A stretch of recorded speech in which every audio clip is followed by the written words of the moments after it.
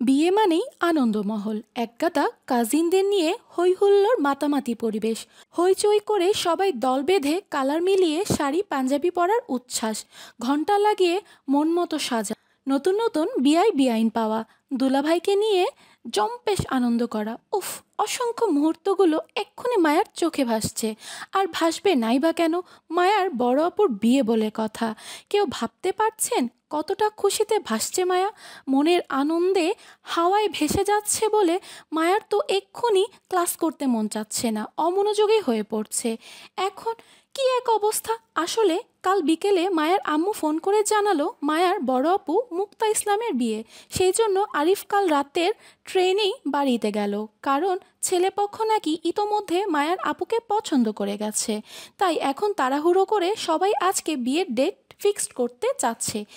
এই জন্য মূলত বড় ভাই হিসেবে আরিফ বাড়িতে আর্জেন্টলি যাওয়া আর কি। মায়ার আম্মু আরও জানালো সব কিছু ঠিকঠাক থাকলে এই মাসেই মায়ার আপুর বিয়ের ডেট ফিক্সড হবে। ছেলের পরিবার ভালো, ছেলে ভালো, এই জন্য কারোর আপত্তি নেই কোনো কিছুতে।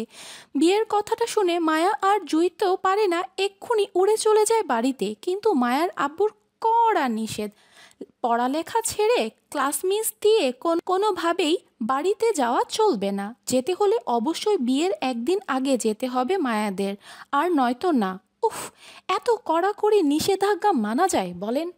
মানুষ আনন্দের মুহূর্তগুলো কি হিসাব করে পালন করে? এখন আনন্দ করতে না পারলে বুড়ো বয়সে কি মায়ার মন চাইবে এসবের জন্য? হ্যাঁ, এই দিনটা মায়ার পাবে? বিষণ্ণ মনেই আরিফকে রাতে বিদায় করলো মায়ারা।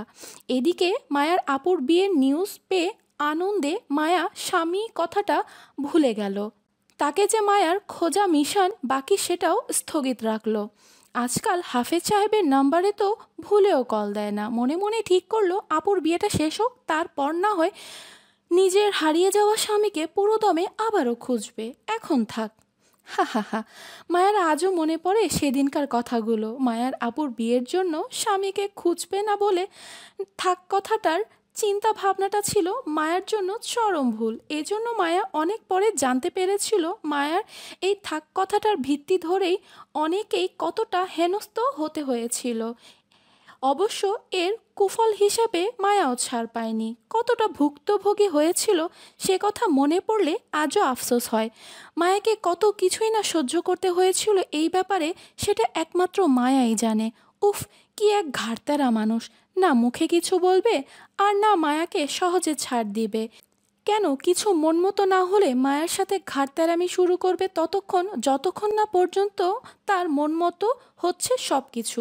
মোট কথা, তেরামির আরেক নামই হলো মায়ার ব্যক্তিগত সে। হা হা হা। দুপুরের তপ্ত রোদে যখন চারপাশের সব কিছু খা খা করছিল, সেই তপ্ত রোদের অতিষ্ঠ হয়ে একদল শিক্ষার্থীরা ক্যান্টিনে বসে আড্ডা দিচ্ছে, হাতে স্পিড ক্যান নিয়ে। টেবিলে গোল করে সিনিয়র ছাত্রছাত্রীরা বসে আড্ডার আসরে মেতেছে। সিনিয়রদের ভিড়ে মায়েরা জুনিয়ররা মোটামুটি শান্তভাবেই বসে আছে খাবার অর্ডার দিয়ে। আসলে এই মুহূর্তে কলেজ ক্যান্টিনে বসে আছে মায়া।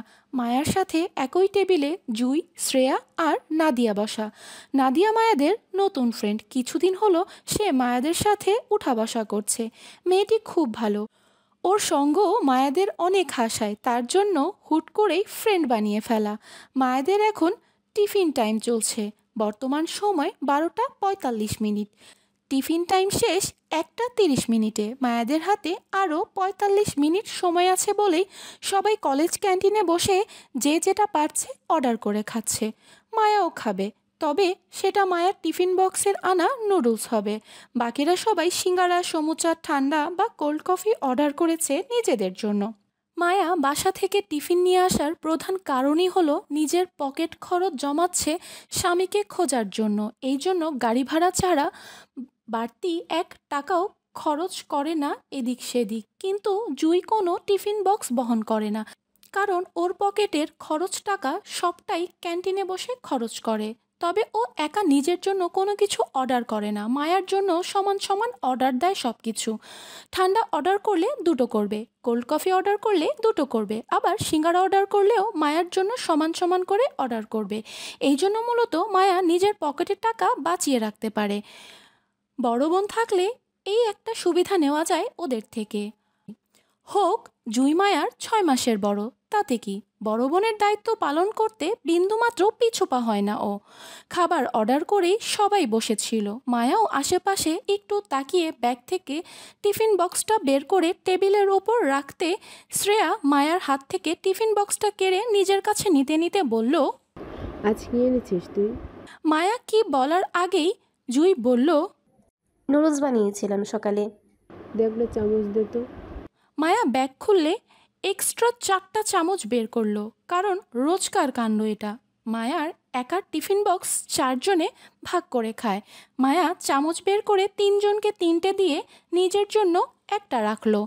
মায়ার ব্যাগটা পাশের চেয়ারে রেখে ওদের দিকে তাকাতেই দেখলো সবাই ইতোমধ্যে খাওয়া শুরু করে দিয়েছে, টেবিলের মধ্যস্থে বক্সটা রেখে।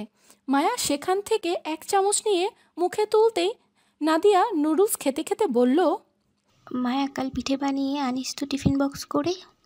জুই বক্স থেকে 1 চামচ নুডলস মুখে দিতে দিতে নাদিয়ার কথার উত্তর করলো, ও পিঠা পছন্দ করে না, এজন্য ও পিঠা খায়ও না, বানাইও না।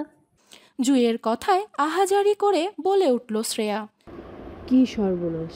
পিঠা পছন্দ করে না এমন পাবলিক আছে দুনিয়াতে? এই মায়া, তুই পিঠা পছন্দ করিস না কেন? শ্রেয়ার আহাজারিতে নুডলস চিবাতে চিবাতে বলল, কোনো কারণ নেই, এমনি ভালো লাগে না আর কি। কি বলিস এসব দোস্ত? তাহলে তো এই চট্টগ্রামের স্থানীয় পোলাপানদের সাথে প্রেম আর বিয়ে দুটোই করতে পারবি না। দুটোতেই তোর জন্য হরতাল। এত বড় কলেজে পড়েও যদি চট্টগ্রামে একটা প্রেম করতে না পারিস, তাহলে ইজ্জত থাকবে বল?